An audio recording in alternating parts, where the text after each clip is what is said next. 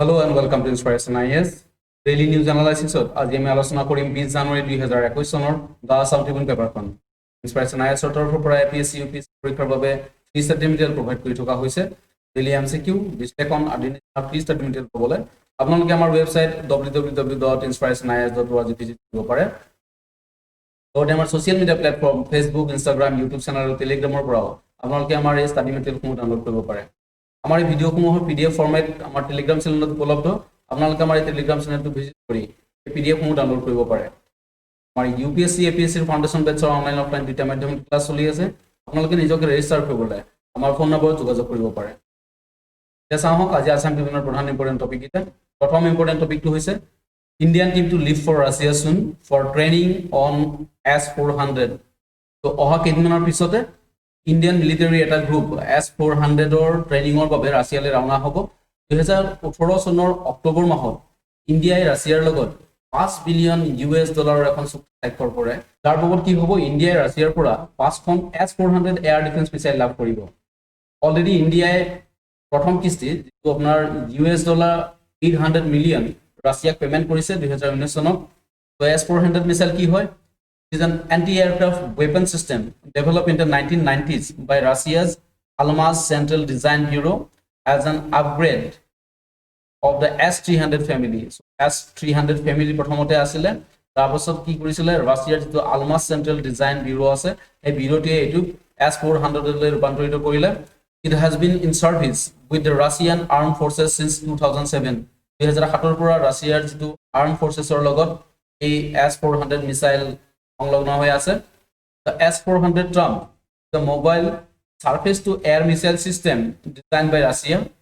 Surface to air missile is a missile designed to destroy aircraft or other missile attempts to develop them started during the World War.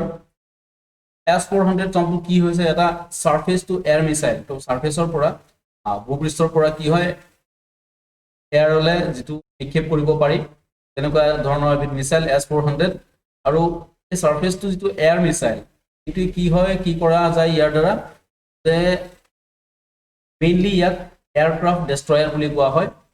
ভূপৃষ্ঠৰ পৰা aircraft destroy কৰাৰ কাৰণে এটো use কৰা হয়।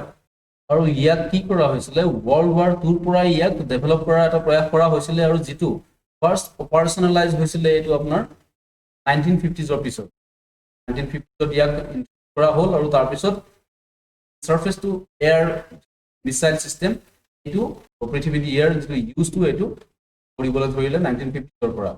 S-400 ৰ উপৰিও India আৰু ৰাছিয়াই AK-203 Kalashnikov, AA-226 helicopter programme, লগতে যুদ্ধ বিমান Su-30 MKI প্ৰজেক্টৰ ওপৰত যৌথভাৱে কাম কৰিব বুলি ৰাছিয়ান এম্বাসেডৰ নিকোলাই আৰ কুদাছেভে জানিবলৈ দিছে। তেওঁ লগতে জনাইছে যে দুইখন দেশে লগ হৈ যুদ্ধত ব্যৱহাৰ হোৱা ট্যাঙ্ক যেটো T-90 ফ্ৰিগেটছ যেটো যুঁজাৰু পানী জাহাজ যেটো যুঁজাৰু জাহাজ, সাবমেৰিন মিছাইলছ আৰু ব্ৰহ্মছৰ এটা ইউনিক ভেৰিয়েন্ট প্ৰডাকচনৰ ওপৰত কাম কৰি। আৰু 2016 চনৰ অক্টোবৰ মাহত ইণ্ডিয়া আৰু ৰাছিয়াই হিন্দুস্তান এৰোনটিক্স লিমিটেড আৰু ৰাছিয়ান ডিফেন্স মেজৰৰ মাজত এটা জয়েন্ট ভেঞ্চাৰ স্থাপন কৰি ইণ্ডিয়ান আৰ্মিৰ বাবে 200 কামক যেটো KA-226 হেলিকপ্টাৰ বা চপাৰ্ছ এটো বনাবলৈ এটা ডাঙৰ এগ্ৰিমেন্ট এটা সাইন কৰিছিলে। য'ত 60খন কামক 226 হেলিকপ্টাৰ ৰাছিয়াত বনাই আকাশমাৰ্গেৰে ইণ্ডিয়ালৈ পঠোৱা হ'ব আৰু বাকি যেটো আপোনাৰ 140খন হেলিকপ্টাৰ এটো ইণ্ডিয়াত বনোৱা হ'ব। এই চুক্তি মৰ্মে ৰাছিয়াই ইণ্ডিয়াক K-226 বনাবলৈ টেকনলজি প্ৰভাইড কৰিব। আৰু যোৱা বছৰ কি কৰা হৈছিলে আমাৰ ডিফেন্স মিনিষ্টাৰ ৰাজনাথ সিং তেখেতে মস্কো ভিজিটত AK-203 ৰাইফলৰ এটা ডিল সাইন কৰিছিলে, যাৰ ফলত ইণ্ডিয়াত 7 লাখতকৈ অধিক AK-203 ৰাইফল ইণ্ডিয়া আৰু ৰাছিয়াই জয়েন্টলি ইউজ কৰিব। যদি আমি চাওঁ AK-203 কি ৰাইফল হয়, AK-203 হৈছে এটা কি latest and most advance version of AK-47 rifle. সচৰাচৰ শুনি আহিছো AK-47 ৰাইফলৰ বিষয়ে। তো এই ৰাইফলটোৰ এটা এডভান্স ভাৰ্জন AK-203 ৰাইফল। তো এই যেটো AK সিৰিজ এটো ৰাছিয়াৰ অটোমেটিক ৰাইফলৰ এটা সিৰিজ হয়। অটোমেট বা অটোমেট কালাশনিকভ বুলি ৰাছিয়াত কোৱা হয়। তো এই AK সিৰিজৰ যেটো AK-203 এটো ইণ্ডিয়াৰ যিটো আমাৰ ইনচাছ ৰাইফল ট্ৰেডিশ্যনেল যিটো ৰাইফল বুলি কোৱা হয় ইনচাছ ৰাইফল এইটো ৰিপ্লেচ কৰিব আৰু এই ৰাইফলটো মেক ইন ইণ্ডিয়াৰ আণ্ডাৰত মানে ইণ্ডিয়াতে বনোৱা হ'ব ইয়াৰ ৰেঞ্জ হ'ব আপোনাৰ 400 মিটাৰছলৈকে আৰু এই ৰাইফলটো এনেকুৱা ধৰণৰ বনাইছে যে ধৰক আৰ্টিক ৰিজনতো যদি ইয়াক আপুনি ইউজ কৰিব বিচাৰে বা ইয়াৰ আশে পাশে থকা অঞ্চলত যদি আপুনি ইউজ কৰিব বিচাৰে এইটো আপুনি ইয়াক ইউজ কৰিব পাৰে যেনেকৈ আমাৰ ধৰক চিয়াচিন গ্লেচিয়াৰত আমি এইটো ইউজ কৰিব পাৰোঁ দেন আমি আহিছোঁ KA-226T হেলিকপ্টাৰ কামভ হেলিকপ্টাৰ বুলি কয় the কামভ KA-226 is a small twin engine Russian utility helicopter তো এখন এখন comparatively light helicopter পাতল হেলিকপ্টাৰ যিয়ে আপোনাৰ 3.5 টনলৈকে কেৰি কৰিব পাৰে ওজন আৰু এখনৰ এটা স্পেচিয়েলিটি আছে যে এইখনে আপোনাৰ হাই এল্টিটিউডতো এখন কাম কৰিব হাই এল্টিটিউড এনভাইৰনমেণ্টতো এইখনে কাম কৰিব আৰু এই যিটো কামভ 226T হেলিকপ্টাৰ এতিয়া আমাৰ যি পুৰণা চিটা আৰু সেটক নামৰ যি আমাৰ হেলিকপ্টাৰ আছিলে হেলিকপ্টাৰ সিৰিজ তো সেই হেলিকপ্টাৰ কেইখনক ৰিপ্লেচ কৰিব আমি অলৰেডি ক'লো যে 2016 চনত ইণ্ডিয়া আৰু ৰাছিয়াই এটা ডিল সাইন কৰিছিলে য'ত হিন্দুস্তান এৰোনটিক্স লিমিটেড আৰু ৰাছিয়ান ডিফেন্স মেজৰে 200 খন Kamov KA-226 helicopter Indian armed ফৰ্চেছৰ কাৰণে এইটো প্ৰিপেয়াৰ কৰিব next important topic ex desert knight 21 এইটো হ'ল এটা ইণ্ডিয়া আৰু ফ্ৰান্সৰ এয়াৰ ডিফেন্স এক্সাৰসাইজ এয়াৰ ফৰ্চৰ এটা এক্সাৰসাইজ হয় এক্স ডেজাৰ্ট নাইট 21 নতুনকৈ নামাকৰণ কৰা হৈছে নতুনকৈ তো অৰ্গেনাইজ কৰা হৈছে এই এক্সাৰসাইজ ইয়াৰ আগতে ইণ্ডিয়া আৰু ফ্ৰান্সৰ মাজত প্ৰায় ছবাৰ গৰুৰ এক্সাৰসাইজ হৈ গৈছে তো এয়াৰ ফৰ্চৰ এটা এক্সাৰসাইজ হয় ইণ্ডিয়া আৰু ফ্ৰান্সৰ মাজত থকা এক্সাৰসাইজ কেইটাৰ নাম আমি জানি লোৱাটো ভাল যে গম পালো যে গৰুৰ এক্সাৰসাইজটো হ'ল air exercise between India and France শক্তি বুলি এটা এক্সাৰসাইজ হয় যেটো আৰ্মিৰ এক্সাৰসাইজ হয় বিটুইন ইণ্ডিয়া এণ্ড ফ্ৰান্স আৰু নেভিৰ যেটো এক্সাৰসাইজ ইণ্ডিয়া আৰু ফ্ৰান্সৰ মাজৰ সেইটো হৈছে বৰুণ এক্সাৰসাইজ ছয়বাৰ যি গৰুৰ এক্সাৰসাইজ হৈছিলে তো তাৰে লাষ্টৰ যেটো এক্সাৰসাইজ এটো হৈছিলে অন দি মাৰ্চন এয়াৰ বেছত এয়াৰ ফৰ্চ বেছত ফ্ৰান্সত 2019 ত এক্স ডেজাৰ্ট নাইট 21 ইয়াতে যেটো আপোনাৰ যোধপুৰত হ'বলৈ গৈ আছে আজিৰ পৰা ষ্টাৰ্ট হ'ব 20 জানুৱাৰীৰ পৰা তো এই এক্সাৰসাইজটোত ইণ্ডিয়াই ৰাফাইল সুখয় মিৰেজ 2000 কম্বেট জেটছ তো এনেকুৱা ধৰণৰ এয়াৰক্ৰাফ্ট ইণ্ডিয়াই ইউজ কৰিব আৰু ফ্ৰান্সে কি ইউজ কৰিব ফ্ৰান্সে কৰিব Rafale Airbus A30 multi role tanker transport A400M tactical transport aircraft আৰু এই এক্সাৰসাইজটোত around আপোনাৰ 175 ফ্ৰেঞ্চ পাৰ্সনেল পাৰ্টিসিপেট কৰিব তো ইয়াত আমি পৰীক্ষা সম্বন্ধীয় জানিবলগীয়া কথা হৈছে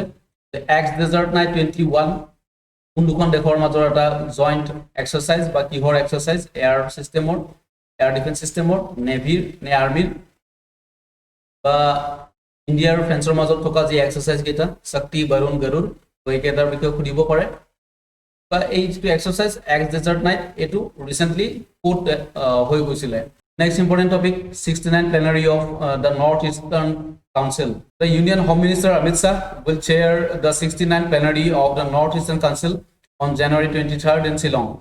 So Shillongot Amit Shah Damoria the Home Minister tekhete Northeastern Councilor ji 69 plenary meeting jikon ekon tekhete attend koribo.